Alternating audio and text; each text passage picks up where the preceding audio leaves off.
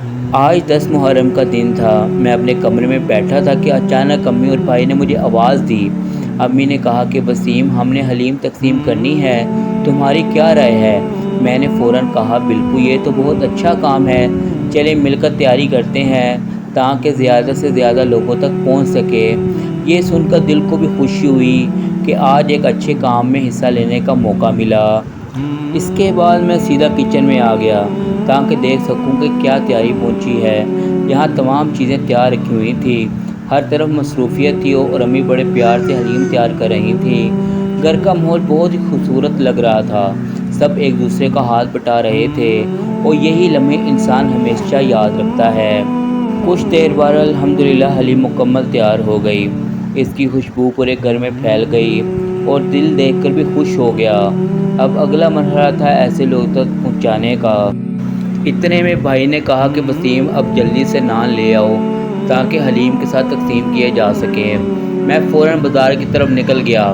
راستے میں سوچ رہا تھا کہ جب پورا خاندان مل کر کسی اچھے کام میں حصہ لیتا ہے تو اس کی خوشی ہی الگ ہوتی ہے۔ الحمدللہ نان لے کر واپس گھر پہنچ گیا۔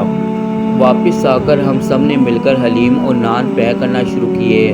امی بھی برتنوں کے اندر سالن ڈال ڈال کر لوگوں کو دے رہی تھی اور پیکنگ کر رہی تھی اور ہم نے ان کا ہاتھ بٹا رہے تھے۔ ایسے وقت میں گھر والوں کے ساتھ مل کر کام کرنے کا اپنا ہی مزہ ہوتا ہے۔ سب کچھ تیار ہونے کے بعد ہم حلیم اور نان لے کر تقسیم کرنے نکل گئے۔ اللہ تعالیٰ قبول فرمائے اور جن لوگوں تک یہ کھانا پہنچا، اللہ ان سب کو اپنی رحمتوں سے نوازیں۔ دعا ہے کہ اللہ ہم سب کو ہمیشہ ایسے نیک کام کرنے کی توفیق عطا فرمائے۔ حلیم تقسیم کرنے کے بعد ہم قبرستان کی طرف روانہ ہوئے۔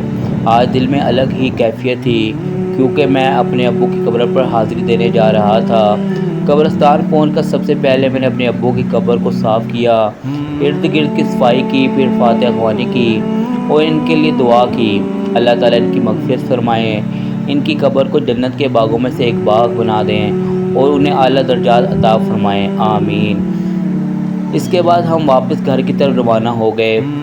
اگر آپ کو آج کی یہ فیملی ولاگ پسند آئے تو ویڈیو کو لائک ضرور کریں، اپنے دوستوں کے ساتھ شیئر کریں اور اگر آپ پر چینل پر نئے ہیں تو سبسکرائب کرنا نہ بھولیں۔